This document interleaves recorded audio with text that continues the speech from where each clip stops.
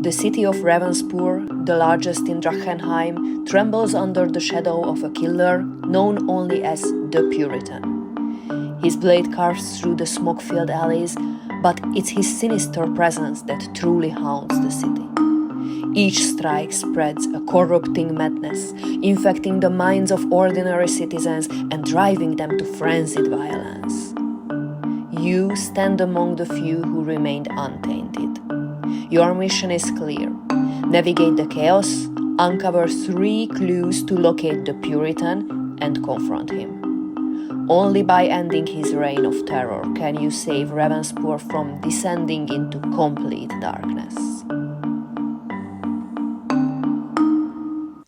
Hello, welcome, and thanks for joining me to play Pulp Dreadful, the Puritan, which is a Victorian-Horror solo RPG by Aaron Best.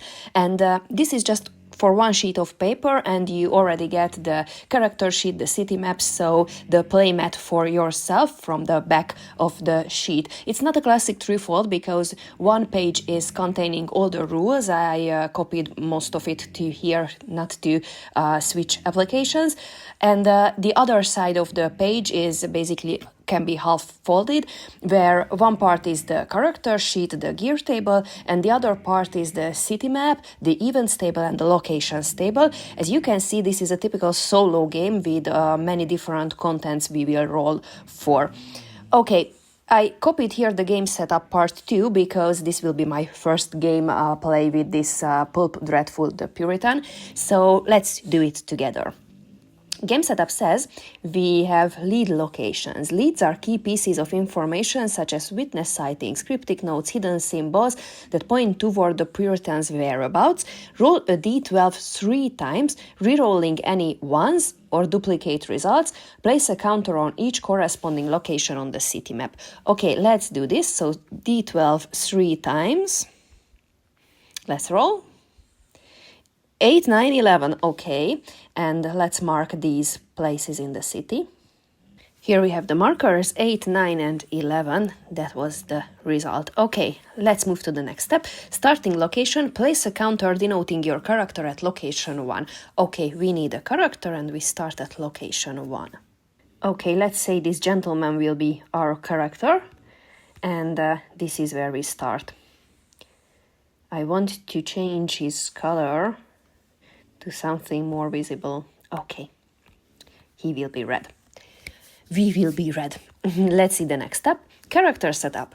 In your pursuit of the Puritan, your character will rely on 2 attributes that define their strength and approach. Physical represents your strength, resilience, physical skill, combat ability, yes. Roll 4d6, discard the lowest die, and total the remaining dice. This will be our physical score. So 4d6 minus the lowest, which is this one. So we will have 13. And for wit, reflects your mental sharpness and intuition. Roll 3d6 and add the result. Okay, this time we can't compensate. Oh, it's a good result, 15. Okay, here we have it. Let's move to the next step. Starting gear. You start with the following gear. A crossbow, d4 damage. 1 bandage, heals d8 physical, and it is 1 use, okay. 1 random item from the gear table, roll a d8, and we have d10 shillings, which is the currency in the game, I guess. So, first of all, a crossbow. Now we have the crossbow with the d4 damage. We have the bandage healing 8 physical points. It is 1 use. Okay, I will remember this because this is a bandage. And we have the 10 shillings. We don't have armor at this point. And we have to roll for a random item on the gears table. Let's roll a d8. 6, which is bandages. Okay. Healing the 6 physical. Yes, I've read a comment on the game's each page that it is not consistent. D8 or D6 is the bandages capacity, but they made a little joke with the commenter and Aaron that maybe this original bandage is some heirloom of the family and it has a bigger healing capacity. So anyway, we have another bandage with a D6 healing power. I just noted like this, and we know that we have 2 bandages this way. Please note, only 1 weapon and 1 item of armor can be owned at a time. Okay, we have only 1 weapon, the crossbow, and we don't have any armor, so we are okay. Bandages, laudanum, and doctor's bags can be used at any time.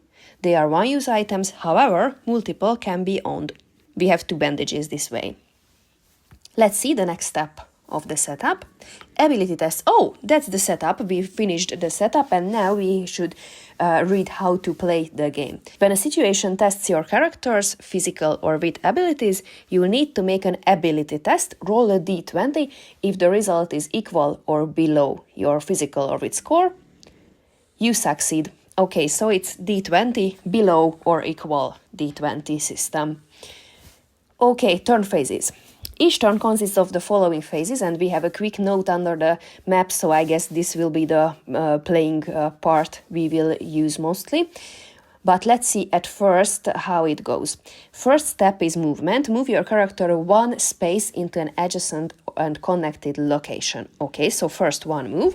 Second, encounter. Roll a d20, refer to the encounter table and resolve the encounter accordingly. So this will be the content of the place where we arrived. Third step is investigate lead.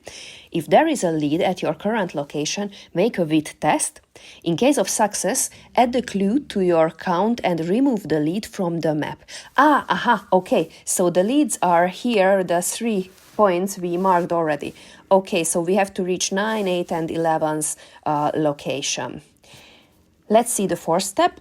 Special locations. Some locations offer unique services or items, such as the ability to make purchases or receive healing. Using special locations is optional and can be done at your discretion. Okay, we'll see what will be these special locations, and I guess it will make sense.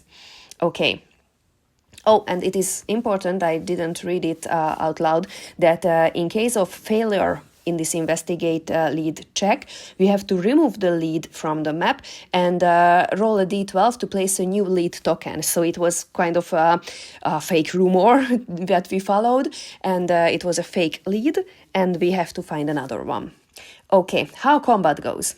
Combat is resolved with a single physical test per round.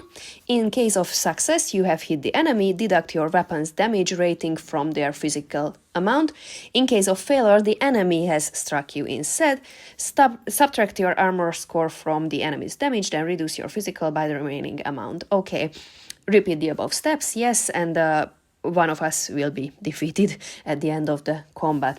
And we will read the facing the Puritan rules only when we are facing the Puritans. We have to know that once you have gathered 3 clues, you have enough information to locate and face the Puritan. So first of all, we need 3 clues, and then we will find where this Puritan is. Okay, so this is a Victorian-Horror solo RPG. We'll see what are the results of these places in the city map. So here is our little cheat sheet. Turn sequence, move, roll and resolve encounter, investigate lead, and location actions.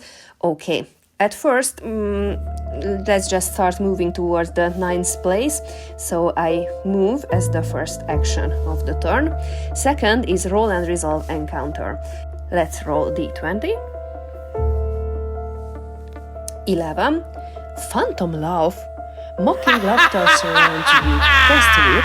If failed, lose d4 wit. Okay. Let's roll. 17. Ouch, it's a failed roll, so we are feared of this phantom laugh, I guess. If failed, lose d4 wit. Let's see. 1. Okay, now we have 14. Okay, we cannot investigate lead because there is no lead in this place. And now the locations part. The locations table is a d12. Oh! No, sorry, I just realized we have 12 places and we have 12 locations. So the first one was where we started, Brand's End, an old courtyard surrounded by crumbling tenements overrun with weeds and debris. And now we are on the 4th place, which is Harper's Infirmary. A place the sick come for care.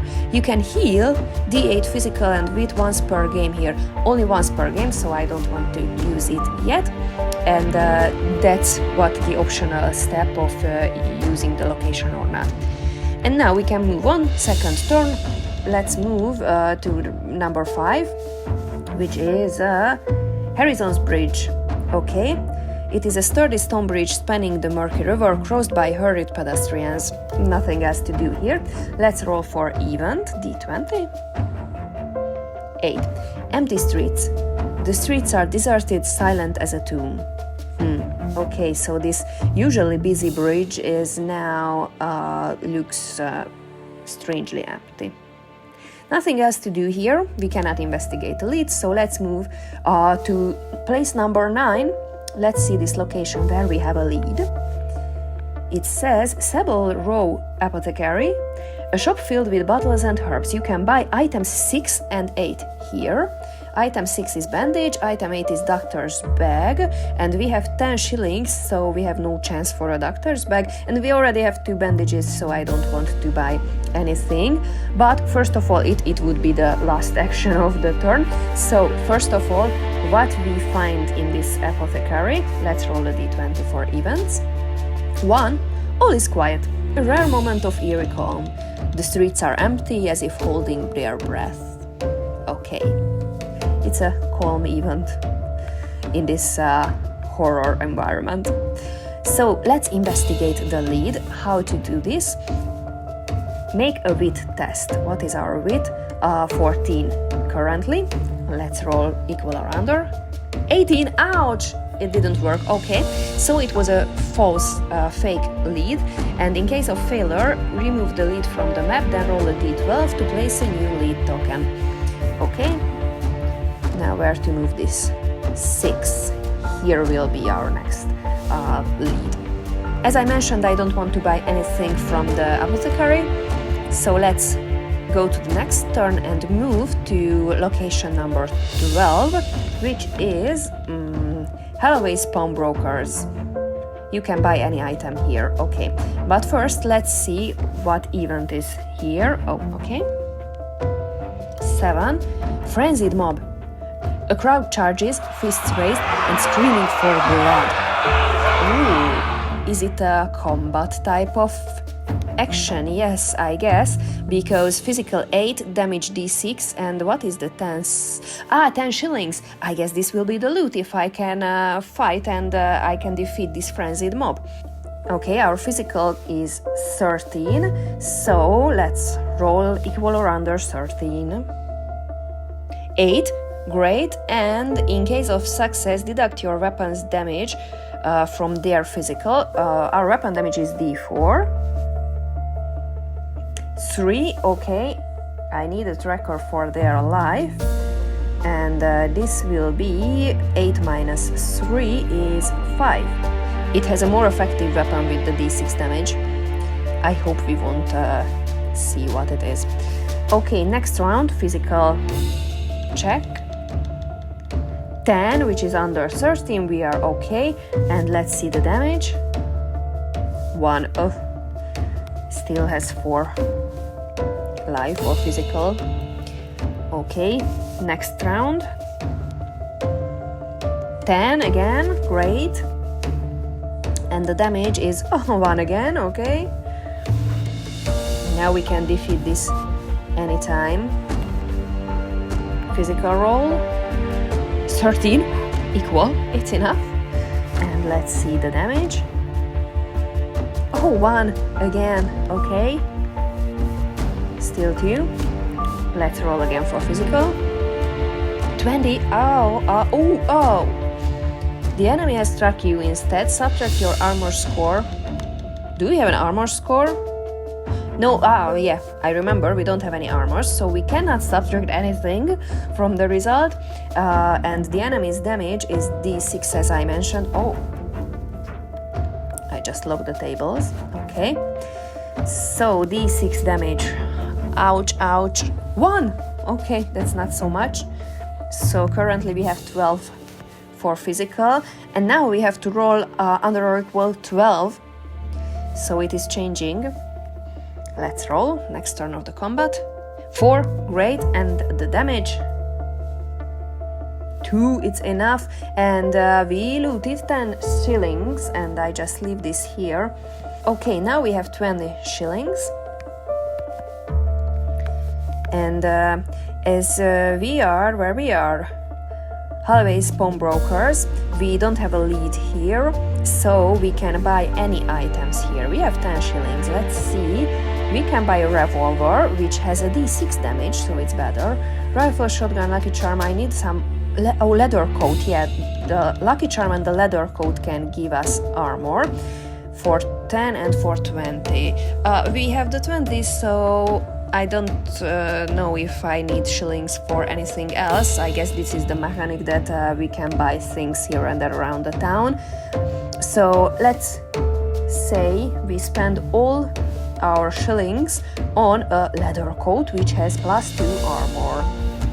So this was the end of the turn. Let's move to location number 11, and there we have a lead, and this is a church. Okay, let's roll for encounter. What is the event here?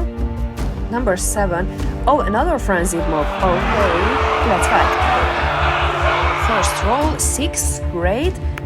Damage 1. This crossbow is not so effective. Okay, next round.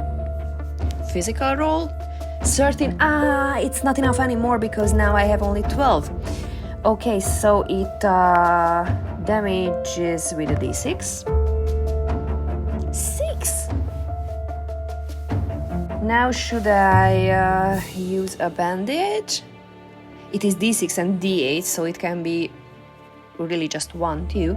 Okay, actually I'm at physical 6 and I use the d6 bandage, which means great, now we have 7. Okay, let's try to do this, but rolling with a d20 against 7, we have less and less chance without more healing, because now we used the d6 and we have only this d8 type of bandage. Oh, but now I have an armor. Sorry, I have +2, meaning it is 2 less damage, so now I have 9. A little bit better. Almost 50% chance to win a round of combat. Okay, let's see the next one. Physical roll. 3, great. Damage roll. 4, now we are doing it right. Okay, now still 3 physical. Let's roll next round. 1, okay, I would say it's a critical success. Let's see the damage. 1, okay, still alive with 2 physical points. Roll for physical for us. 11, it's not enough anymore. Okay, let's see the damage. With -2 armor, it's 3 damage. Now we have 6 as physical. Okay, let's try to do it. More than 25% chance for success. Still 1, great, another critical success. Let's say the damage is 3, which means we defeated this other frenzied mob, and we have 10 shillings again, which we can spend for bandages, I guess. Okay, now we have a lead here, so let's investigate. The investigation was the wit test. Let's roll. 18! Failure again. Okay, we investigated 2 leads and both were fake leads, so let's roll a d12 and find out where it is. 9. Okay, we are going back to where we didn't find anything previously. But first of all, let's move to 10. I don't know what the 10th building is. It is LMB and Co-Slaughterhouse. What we can do in the church, I didn't check. You can heal D8 with once per game here. Okay, we don't need it yet. So let's move to the LMB and Co-Slaughterhouse, a green building filled with the smell of raw meat, and we cannot do anything else here. Just check for the events. It's a D20. 11. Phantom love again. Okay. There are, as you can see, 20 possible results, but we heard this phantom love again. Test wit, if failed, okay, I hope it won't fail. 14, it's enough, okay, great. We heard this love and quickly moved away to location number 8, where we have a lead, and this is Harrowfield Works, an abandoned factory with shattered windows and decaying machinery. Nothing else to do here, let's see the event. 19, a dead body. Searching the pockets, you find, roll d6 on item table. Okay, we found number 2, a rifle. Ooh, a rifle. Almost the best weapon in the game. Okay, that was the dead body, so only one weapon can be owned at a time. So I'm happily leaving this crossbow here with the guy and change it to the rifle. Yes, now we are stronger. Okay, and we have a lead here to investigate, so let's do the wit roll. D20. 11. Great, finally! We successfully investigated the lead. Add the clue to your count and remove the lead from the map. So this will be the thing. I will move to the character sheet, and now we have one clue about where we can find the Puritan. Now where to move? Let's move to number 12 because the 9th one is closer to us, and let's roll for event. Is it the shop? Pawnbrokers, you can buy any items here. Okay, but first 18, lingering shadows. The street lamps flicker, casting still empty shadows. Nothing stirs. Okay, can I buy anything with the 10 shillings? Yes, actually bandages for 8. So now we have 2 shillings left. And we have a bandage. I want to use this D8 bandage now. Let's roll. 5. Okay, now we have 11 physical points. And I buy D6 type of bandage, so that's how it looks like now. Let's move to number 9, location number 9. First of all, the event roll. 7. Frenzied mob. Okay, if it would be a physical die, I would change it, thinking that it's not working perfectly as physically should, but it's digital, so I believe that we rolled a frenzied mob again. And we can start fighting. Let's see the first physical roll. 7, great, and now we have a D8 for weapon damage. And we can roll a 1 on the D8 too, so it has 7 points. Okay, let's see the second round of combat. 4, great, damage. 8, yes, finally, okay. We killed this frenzied mob much effectively with our new rifle than the crossbow before. Okay, and we have 10 shillings as a loot. Great. And here on location 9, what is location 9? The apothecary, where we can find bandage and a doctor's bag, but we don't have enough money for a doctor's bag. But we have a lead here, so let's roll. Was it a wit roll? I should remember now. Yes, okay. A wit check. 17. Another fake or false lead. With the 14 and 15 max wit, statistics say I should already have the clues, but now let's see where to move this clue, this lead, to number 9. Okay, reroll. 8. It is here. Okay. Now where to move? I don't want to buy anything here, bandage, or I cannot buy a doctor's bag. Let's move to location number 5 towards the 6. Number 5 is Harrison's Bridge. Okay, we are at the bridge again, which is busy usually.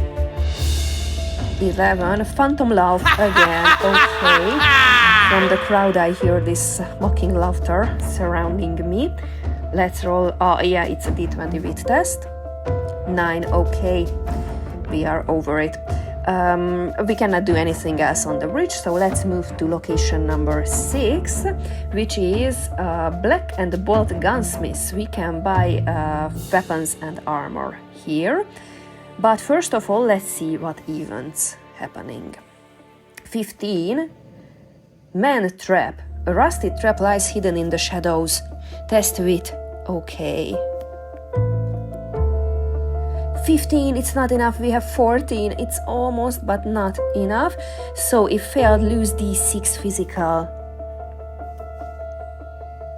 4. Okay. I want to use the bandage. Yes. Now we won't have any bandage, but I may buy, so that's why I won't delete it at all. And let's see, so -4 plus 1. Okay, -3. Now we have 8 physical points. And I want to buy bandages. But first we have to investigate a lead here in location number 6. Let's roll the wit. Roll. Yes, yes. Successfully investigated this lead and we found some clues about the Puritan. And can we do anything here? Buying weapons or armor? No, I don't want to buy any weapons or armor. So let's move towards number 8 and maybe in the meantime we can buy some things here and there. Okay, let's move to location number 7, which is lodged cabs. A spot where cab drivers wait, you can get a cab to a random location here. Oh, okay. I think I don't want to go to any random location because we are close to location 8. Let's see the events here. 14. Feral dogs. Hounds roam the streets crazed with hunger and savagery. Okay. Oh, they are actually physical 7. And they have d4 damage and only 2 shillings. Yes, they are hounds. Let's roll the first roll of the combat. Oh, we have only 8 physical points. 2. Okay, it's enough. And we have d8 damage. 8, yes, okay. It was quickly just a few shots and the dogs are gone and we have the 2 shillings loot. Yeah, I don't want to use a cap, so let's move to location number 10. It was the slaughterhouse. Nothing to do here, but let's see the events. 16. Street thugs, bandits in rags looking for easy prey. Oh, am I an easy prey? They have 5 physical points and damage d8. Okay, let's roll. 16, it's double of my physical. Okay, I would say it's a critical failure. Luckily we don't have critical failure in this game. Anyway, I have to roll for their damage, which is d8. Yeah. 1, and I have an armor +2. Okay, meaning no damage. -1 damage. Can I heal from their hit? Okay, let's see the next round of this combat. 10. This physical 8 is not a strong number anymore. Okay, let's see their damage again. 1. Great, at least. Another physical test for me. 12, it's not okay. Their damage for me. 6. Ouch, -2 for the armor is still 4. So now I have only 4 physical points left. I have the rifle, the leather armor, and I don't have any bandages, and I have to roll 4 or less to hit them.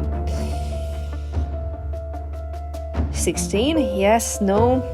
And their damage for me is 5 -2 is... Oh, okay, I have 1 last physical points.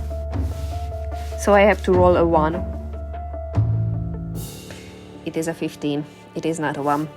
Let's hope they cannot damage. 3. Ah, it's just enough to kill my character. Because 3 -2 for the armor is 1 and I have only 1 physical points left. And I think this is the end of our game. If your physical reaches 0, you die, ending the game. Yes, we cannot know how to face the Puritan in this game session. Okay, no problem, I will replay it. And I hope I can kill the Puritan. It is an interesting and fun little game, and I guess that at first it looks like this, that you cannot win easily. I feel a great balance here. We had actually very high physical and wit rolls, especially the wit, where we cannot discard any number of dice, but it is just given. So we would have wit number 3, for example, with the 3 dice we rolled originally. So we had high numbers, high starting physical and wit.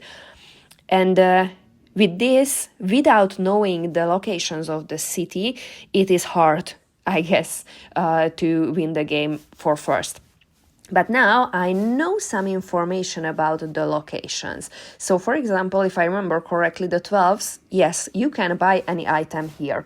So if we move to the 12th location anytime, it can be a good thing. And there was the apothecary 9, if I remember. Yes, 9, where we can buy things like bandage and the doctor's bag, and also the other things where we can buy weapons and armor. So I guess if I play it a few times, I will know the locations much better and I can plan the steps. So now I can imagine that our character is arrived to the town to investigate this, and he doesn't know anything about the layout of the city and these locations. But with playing it more times, I can imagine that I play a character who is living in this city, who is maybe a private investigator of this city, knowing where to get all the stuff needed for this investigation.